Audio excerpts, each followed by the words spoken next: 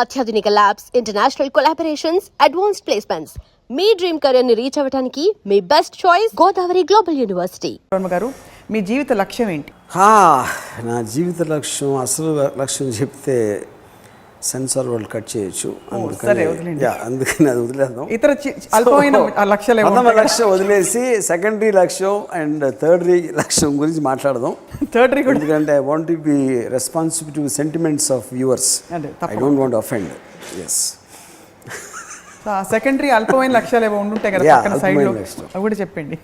C, jokes apart, I think లక్ష్యం అనేది almost it becomes the focal point of life itself. అంటే ఇప్పుడు క్రిములు బతుకుతాయి, పురుగులు బతుకుతాయి, జంతువులు అన్ని రకాల పక్షులు అన్నీ. బతకటం ముఖ్యమా, ఎందుకు బతకటం అని ముఖ్యమా, ఎలా బతకడం ముఖ్యమా అని తెలియదు. బతకడం obviously is to be alive. There is no thing in that. It is just like a life form. It has a specific time period and depending on various circumstances live or die. ఎలా బతకాలి అనేది it is about the way you are living, how you are going about it. ఎందుకు బతకడం అనేది లక్ష్యానికి సంబంధించింది. Not necessary it is social పర్పస్కి suit అవ్వాలా, లేకపోతే ఎవరి కోసం, మీకోసం అవ్వచ్చు. ఎందుకు అనేది it is doesn't necessary border to society పర్స్పెక్టివ్లో. ఎందుకు ఇండిపెండెన్స్ తేవటానికి గాంధీ గారు బతుకుండాలా, లేకపోతే గాంధీ గారు ఇండిపెండెన్స్ తెస్తా అందుకే నేను బతుకుంటా అనేది ఆయన పర్స్పెక్టివ్ అవ్వచ్చు. రెండు కామన్ గ్రౌండ్ ఇండిపెండెన్స్ అవ్వచ్చు, but not necessary for the same purpose. Okay, లక్ష్యం ఉన్నప్పుడు ఏమవుతుందంటే దట్ ఈస్ వాట్ మీకు ప్రైమరీ ఎనర్జీ ఇచ్చేది లక్ష్యం. ఎప్పుడైనా ఎవరికైనా బతకడానికి. నాకు ఈ మధ్యన నా నెవ్యూ మధు అన్నాడు ఏదో మాటల సందర్భంలో, అసలు బెడ్ నుంచి లెగటానికి నాకు లక్ష్యం దొరకట్లేదు అన్నాడు. అసలు మీనింగ్ ఏంటి, ఏ లెగిసి ఏంటి ఇప్పుడు చేసేది, లెగాల్సిన అవసరం ఉందా, బయటికి వెళ్ళాలా అని అనిపిస్తుంది. అందుకని I'm trying to look for something, ఎందుకు చేయాలని. ఇప్పుడు నేను ఇంజనీరింగ్ కాలేజ్లో చదువుకున్నప్పుడు నాకు చదువు మీద ఇంట్రెస్ట్ లేదు, ఏం చేయాలి అనేది నాకు ఐడియా లేదు అసలు. So I was one of the laziest persons ఆ టైం పీరియడ్లో. జస్ట్ నిద్రపోవడం, లేకపోతే సినిమా థియేటర్లో కూర్చోవడం, లేకపోతే ఇలాగా అసలు అబ్సల్యూట్లీ నా బాడీ లాంగ్వేజ్ కానీ నాకున్న mental or physical whatever energies అన్నీ లోనే ఉండి. ఏ రోజైతే నేను ఒక డెసిషన్ తీసుకున్నానో, I want to be a director, అది లక్ష్యం. I want to be that, I want to go there. అది గోల్ అనొచ్చు, లక్ష్యం అవ్వచ్చు, టార్గెట్ అవ్వచ్చు, ఏదైనా అవ్వచ్చు. ఎప్పుడైతే నా ఫోకస్ దాని మీద షిఫ్ట్ అయిందో, I change as a person. I'm no longer the same person. అంత I could see a physical, mental and emotional change దాని తర్వాత. అప్పుడు నేను వచ్చి కాలేజ్ తర్వాత ఈ మన దాని పేరేంటి కృష్ణాబ్రే హోటల్లో సైడ్ ఇంజనీర్గా జాయిన్ అయ్యి, but okay that I might not be interest in the job, కానీ నా గోల్ ఆల్రెడీ ఉంది. కాబట్టి నేను పని చేస్తున్నప్పుడు బల్లీల మధ్యలో కూర్చుని అక్కడ శివ లేకపోతే రాత్రి స్క్రిప్ట్లు లాంటివి రాస్తా, బుక్స్ చదువుకుంటా. ఈసారి నేను సినిమాలు చూస్తున్నప్పుడు ఆ చూసే విధానం మారిపోయి, సినిమాల గురించి తీసే టెక్నిక్ గురించి ఎక్కడన్నా బుక్స్ దొరుకుతాయి, అలాంటి మనిషి ఎవరైనా నాకు తగులుతారా, అలాంటి వాళ్ళ కోసం చూసి కంటిన్యూస్లీ ఒక స్టెప్ ఫార్వర్డ్. కంటిన్యూస్లీ ఇవాళ నేను 2 నేర్చుకుంటే రేపు 3 నేర్చుకోవచ్చు, ఎల్లుండి నేర్చుకునే దానికోసం ఎదుగుతూ ఉండొచ్చు. ఏదో ఒకటి జర్నీ వస్తుంది, జర్నీ ఉంది కంటిన్యూస్గా ఒక మూమెంట్. ఎందుకు, ఆల్రెడీ నాకు వెళ్ళాలని తెలుసు, అక్కడికి వెళ్ళాలి. మీరు రోజుకి 1 అడుగు వేసారా, 10 అడుగులు వేసారా, మధ్యలో పడ్డారా, దులుపుకుని లేచారా, కాలు ఇరిగిన తర్వాత కాలు ఇరగడానికి మళ్ళీ అవ్వటానికి వెయిట్ చేస్తున్నారా, కంటిన్యూస్లీ మూమెంట్ ఉంది in some way or the other. లక్ష్యం పెట్టుకున్న తర్వాత దాని తర్వాత ఒక స్టేజ్లో ఓకే నేను చెప్తే, నేను వెళ్ళి అడిగితే ఎవరు obviously I need money to survive. నాకు పెళ్ళయింది, I need money for my house. అది ఉంది కాబట్టి సరిపో అప్పుడు వీడియో లైబ్రరీ పెట్టాను. సో వీడియో లైబ్రరీలో నేను రోజు ఒక 7:30కి అలా షాప్కి వెళ్ళి 12:30కి ఇంటికి వచ్చాను. But I never use to feel tired. ఎందుకంటే ఏం చేస్తున్నా కూడా అది నా ఆబ్జెక్టివ్, నా లక్ష్యానికి ఒక మెట్టన్నా లేకపోతే ఒక అడుగన్నా ఇంకా దగ్గరగా తెస్తుంది అనే ఒక జోష్ ఉంది కాబట్టి. So finally one day became a director, fine. So అప్పుడు అదే లేదనుకోండి, సపోజ్ అక్కడికి చేరాలి అనే ఒక ఇంటెన్షన్ ఒక మనిషికి లేనప్పుడు ప్రతి క్షణం భారమైపోతుంది.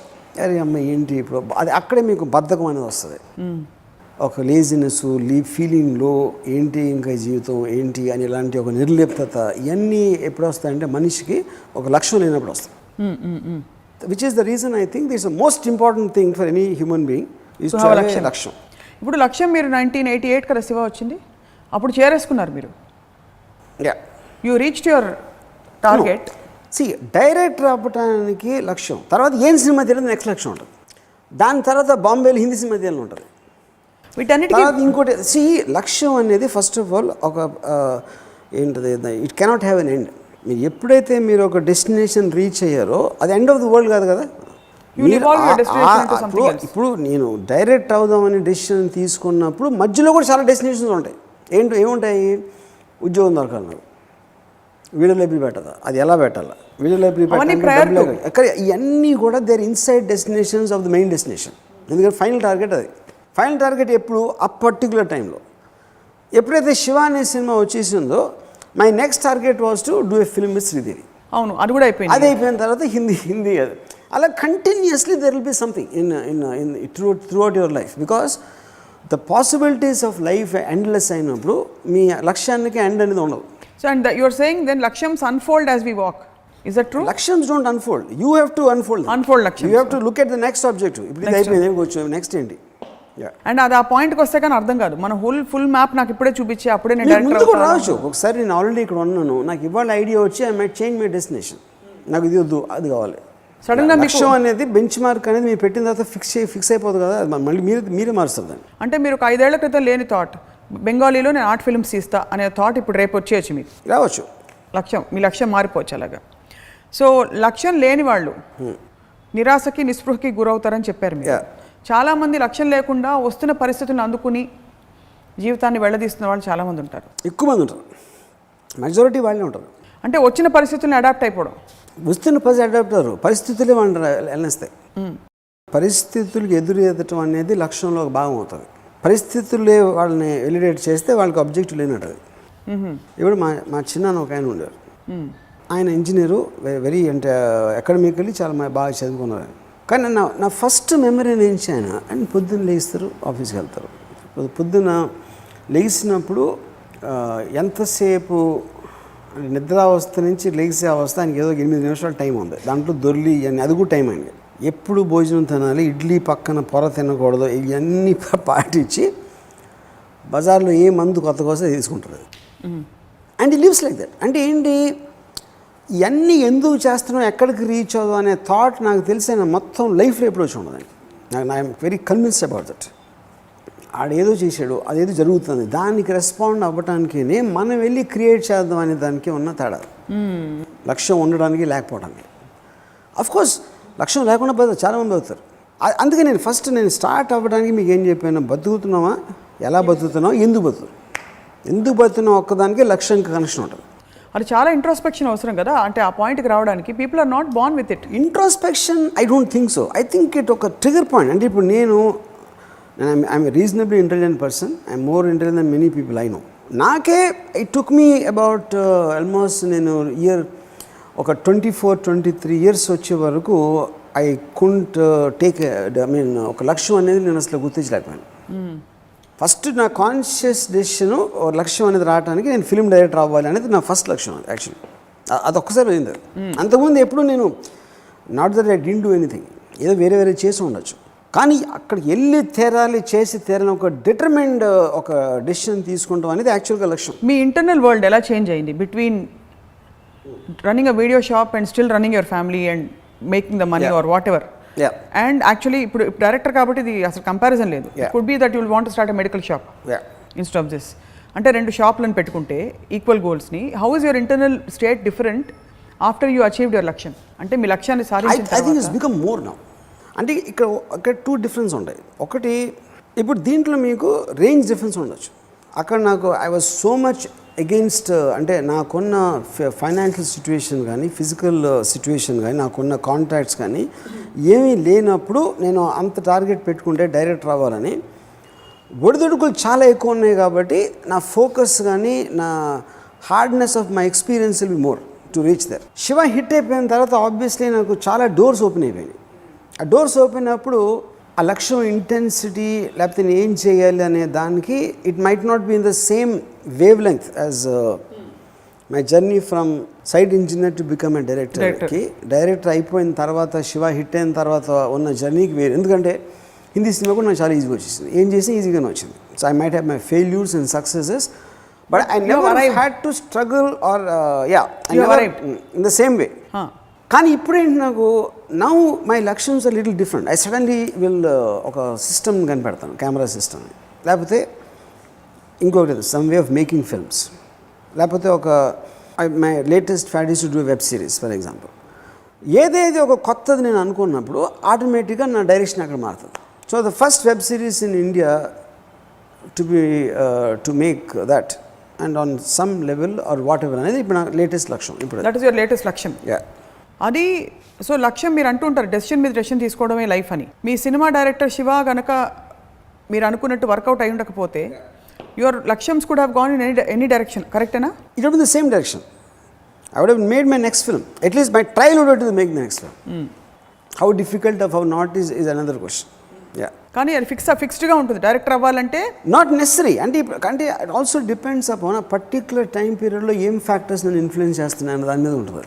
ఇప్పుడు సినిమా అనేది నేను ఊరికైనా గబుక్కుని let me become a director అని కాదు కదా. What I like about life, my interest in characters, my interest in incidents, నా ఒక అబ్జర్వేషన్ పవర్, నా అబ్జార్ప్షన్ పవర్, ఇవన్నీ పట్టుకుని నాకున్న ఇంట్రెస్ట్ అన్నీ సినిమాల్లో కల్మినేట్ అవుతున్నాయి అనే ఒక అండర్స్టాండింగ్లోంచి వచ్చిన లక్ష్యం అది. ద లక్ష్యం doesn't come just like that. లక్ష్యం జీవితాంతం కొత్త లక్ష్యాలు ఏర్పడుతుంటే అవి ఛేదించుకుంటూ పోతూ ఉంటారు. When does it stop? అసలు స్టాప్ అవుతున్న లక్ష్యాలు స్టాప్ అయిన రోజు మీకు ఎందుకు బతుకుతున్నాం అనేది మీరు టిక్ కొట్టేస్తారు. Then it's your decision. Just ఊరికనే ఊరికనే బతుకుతాం, పొద్దున్న లేచి నిద్రపోతాం అనేది యువర్ డెసిషన్. అది ఊరికే ఉండడం. కానీ ఈ 3 లేయర్స్లో ఎందుకు బతుకుతున్నాం అనేది ఉన్న ఇంట్రెస్ట్ ఉన్న మనిషికే లక్ష్యం ఉంటుంది. సో ఎందుకు బతుకుతున్నాం అనే క్వశ్చన్ వచ్చినప్పుడు which means you have lost your track in life. Is that one form of depression అంటారా లక్ష్యం లేకపోవడం అనేది? డిప్రెషన్ కదా, ఐ థింక్ అవేర్నెస్ లేకపోవడం. ఇప్పుడు అంతవరకు నేను ఒక లోగా లేజీగా ఉండటానికి కారణం నా లక్ష్యాన్ని I couldn't discover it. What exactly will interest me అనేది నేను డిస్కవర్ చేయలేకపోవడం అనేది అది కారణం. ఈ లక్ష్యం చాలాసార్లు ఇప్పుడు కూడా నేను 70 to 80% of the people I don't think they have a లక్ష్యం. They just do because they have to do. I want to do ఇట్కే హ్యావ్ టు డూ ఇట్కే ఉన్న డిఫరెన్స్. అది హ్యావ్ టు డూ ఇట్ అనేది మీకు పరిస్థితుల ప్రాబ్లం, మీకున్న responsibilities, మీకున్న కమిట్మెంట్స్ కోసం మీరు పని చేస్తున్నప్పుడు అది హ్యావ్ టు డూ ఇట్లో వస్తుంది. I want to do it is out I of want to do it అనేది every decision you are trying to move towards your objective. ఇక్కడ ఫండమెంటల్ బిలీఫ్ సిస్టంలో there is a little bit of difference from అంటే what మీరు చెప్పేది. నా జీవితానికి నేనే కంప్లీట్గా బాధ్యత వహిస్తున్నానంటే నేను లక్ష్యం పెట్టుకుంటా, దానికి పరిస్థితులు నేనే ఏర్పాటు చేసుకుంటా. Do you believe in the mystic possibility or that things line up for you when you మనకి ఆలోచన సంకల్పం దృఢంగా ఉంటే పరిస్థితులు కలిసి వస్తాయి అనే ఆ పరిస్థితులు మీరు ఎలా అయితే సక్సెస్ ఫెయిలియర్ ఎపిసోడ్లో చెప్పారు, పరిస్థితులు కలిసి రావడం అనే అంశం లక్ష్యంలో పాటుపడదా? పరిస్థితులు కలిసి వచ్చాయనేది it is up to destiny or luck or whatever you call, that is not in your control. Control లేని ఒక్కొక్కసారి మీకు ఇంపెడిమెంట్స్ అవ్వచ్చు, ఒక్కొక్కసారి మిమ్మల్ని సపోర్ట్ చేయొచ్చు, ఒక్కొక్కసారి మిమ్మల్ని ఫార్వర్డ్ తీసుకెళ్ళచ్చు, లేకపోతే వెనక్కి లాగచ్చు. అది మీ కంట్రోల్ లేనప్పుడు వాటి గురించి ఆలోచించాల్సిన అవసరం. మీ కంట్రోల్ అనేది మీ లక్ష్యం మీరు డిస్కవర్ చేసిన తర్వాత మీ every physical, emotional, intellectual decision అనేది దాని వైపు వెళ్ళటానికి ఎంత హెల్ప్ చేస్తుంది అనే అనాలిసిస్లోంచి వచ్చిన డెసిషన్స్ మీద ఉండదు. దానికి సపోర్టింగ్ ఎలిమెంట్స్ అవుతాయి, ఐదర్ నెగిటివ్ ఆర్ పాజిటివ్ పరిస్థితులు. ఆ సెల్ఫ్ అవేర్నెస్ మూమెంట్ ఎలా వస్తుంది? లక్ష్యం ఏంటి మంది? ఫర్ ఎగ్జాంపుల్ మీరు ఆల్రెడీ ఇంజనీరింగ్లో ఉన్నారు, మీకు ఆల్రెడీ కొన్ని పరిస్థితులు ఏర్పడ్డాయి, your in a routine situation. నాకు I think that's the last thing I would like to use. Almost it came like a luck. I would not like to use the word. నేను ఒక particular టైంలో మోహన్ కృష్ణ అని ఒక friend ఉన్నాడు. ఆడొకరోజు సడన్గా నా దగ్గర డబ్బులు ఉంటే రామ్ గోపాల్ని పెట్టి సినిమా తీస్తాను, ఒకరోజు డైరెక్టర్గా పెట్టి సినిమా తీస్తాను. First time actually I heard the word director used in my context on that day. అక్కడి నుంచి స్టార్ట్ అయింది నాకు థాట్. అసలు వాడు ఎందుకన్నాడు అది కంటిన్యూస్గా నేను సినిమాల గురించి అనాలిసిస్ అంటాడు, నేను షార్ట్ గురించి ఏదో చెప్తాను, అది ఇది అన్నీ విని ఎందుకు వాడికి అనిపించింది. And how ironic that it was an obvious passion for you, but it took you so long. I didn't realize. You didn't realize. That's what happens with most of us, I think. That's where we arrive late in life. చాలా మంది నన్ను ట్విట్టర్లో కానీ లేకపోతే నా బ్లాగ్లో చేస్తున్నప్పుడు ఆడేదో software ఉంటాడు, ఎవరో ఉంటాడు, I can see that they are very passionate film makers, but they are in the wrong job. ఎందుకంటే ఆల్రెడీ పెళ్ళి అయిపోయి ఉంటుంది, ఆడ ఎక్కడో అమెరికాలో ఉంటాడు, లేకపోతే ఎక్కడెక్కడో ఉంటాడు, ఆడికి he doesn't have that courage to breakout and come. ఎందుకంటే సెక్యూరిటీ లేదు. అవ్వచ్చు, రాముకి వర్కౌట్ అయింది, నాకు వర్కౌట్ అవుతుందా లేదా, వర్కౌట్ అయిపోతే నా పరిస్థితి ఏంటి. సో దట్ డెసిషన్ మీద దే విల్ బి. అండ్ ఇందులో ఆనందం అంతా ఆ రిస్క్ తీసుకోవడంలో ఉంది. అది వర్కౌట్ అవ్వచ్చు కాకపోవచ్చు తర్వాత in stepping out of your territory. Correct. So లక్ష్యం లేని వాళ్ళకి కారణాలు ఏమైంటి అంటారు? అంటే వాళ్ళ సెల్ఫ్ అవేర్నెస్ లేకపోవడమా? ఒకటి ప్యాషన్ ఉండకపోవచ్చు. ఇప్పుడు ప్యాషన్ ఒక దాని మీద ఉండి దాని మీద మీరు మీ లైఫ్ దాని మీద వెళ్ళబోచ్చాలనేది కనెక్టివ్ పాయింట్ ఒక ప్రాబ్లం. ఇందాక అది మనం మాట్లాడింది. అసలు ప్యాషనే లేకపోతే లక్ష్యం ఉండటం చాలా కష్టం. ఇంకోటి లక్ష్యం ఈగో నుంచి కూడా వస్తుంది. Passion is not necessary. అందరికన్నా డబ్బులు అయిపోయినా అది కూడా లక్ష్యం. పెద్ద పొలిటికల్ లీడర్ అయిపోయి లక్ష్యం. నేను నాయకుడు ఎప్పటికైనా నేను ప్రైమ్ మినిస్టర్ అయితే తీరుతా, నువ్వు పొలిటికల్ లీడర్ చీఫ్ మినిస్టర్ అయితే తీరుతా, అది కూడా లక్ష్యమే. ఆడి తర్వాత ఎమ్మెల్యే దగ్గర అయిపోతాడా, కార్యకర్త దగ్గర అయిపోతాడా, అది వేరే విషయం. But the fact that he's wanting to be that. ఇంకోటి ఏంటి, విష్కి వాంట్కి డిఫరెన్స్ ఉంటుంది. విష్ అనేది కోరిక, ప్రతి ఒక్కరికి అన్ని కోరికలు ఉంటాయి. విల్ అనేది కోరికను సాధించుకోవడానికి ఫిజికల్గా మీరు ఏదన్నా చేస్తున్నప్పుడు అది విల్, అది పట్టుదల. దాని గురించి ఇఫ్ యూర్ ఫిజికల్ క్వాంటమ్ మీరు చేసినప్పుడు అది it will translate to moving towards your objective. Just like మీరు ముంబై అంటే a target is not really to reach it, it's just to aim it. నీకు గురి పెట్టడానికి టార్గెట్ అవసరం, కానీ డెఫినెట్గా రీచ్ అయ్యి తీరాలని అన్న I mean guarantee, I mean ఏముంటుందని నెసిటీ లేదు. నేను చీఫ్ మినిస్టర్ అవుతాను అనుకున్నాను కార్యకర్త, అది ఏమది అక్కడ గురిపెట్టాడు. దాని తర్వాత కొంచెం హై లెవెల్ వర్కర్గా ఆగిపోయాడా, ఎమ్మెల్యేగా ఆగిపోయాడా, ఎంపీగా ఆగిపోయాడా, ఏదైనా అవ్వచ్చు, లేకపోతే చీఫ్ మినిస్టర్ అయిపోవచ్చు, ప్రైమ్ మినిస్టర్ కూడా అవ్వచ్చు రేపు పొద్దున. So same thing AIIMS to, నేను అక్కడికి రీచ్ అవ్వాలి. డైరెక్టర్ అయినప్పుడు నేను అసిస్టెంట్ డైరెక్టర్ అయిపోవచ్చు, లేకపోతే నా సినిమా ఫ్లాప్ అవ్వచ్చు, రెండో cinema maybe I my try to do it. But at least ఒక డైరెక్షన్ ఆఫ్ థింకింగ్ ఉంది. అవును, ఎయిమ్ మూవ్మెంట్ గురి ఐ జస్ట్ నా సైడ్స్లో పెట్టా, అది అక్కడికి వెళ్ళాలి నేను. అక్కడికి ఎంత ఫాస్ట్గా వెళ్తారు, సగం దూరం వెళ్తారా, ఎంత స్లోగా వెళ్తారు, మధ్యలో ఏదో ఆగిపోతారా, whatever might happen, but at least there is a moment. ప్రతి వాళ్ళకి ఒక డ్రైవింగ్ ఫోర్స్ ఉంటుంది. మీరు ఆల్రెడీ 88లో ఎస్టాబ్లిష్ అయిపోయారు ఒక డైరెక్టర్, అండ్ ఫస్ట్ సినిమాతోటే హిట్ కొట్టారు. తర్వాత మీ ట్రెండ్ తోటి మీరు ఎంత బలమైన ముద్ర వేసుకున్నారంటే, మీ సినిమాలు ఎంత వర్కౌట్ అయ్యాయి బాక్స్ ఆఫీస్ వాటన్నిటికీ అతీతంగా you are an accepted, recognised one of the ace film makers in India, very novel creative film maker in India. ఆ తర్వాత what motivates you to keep going?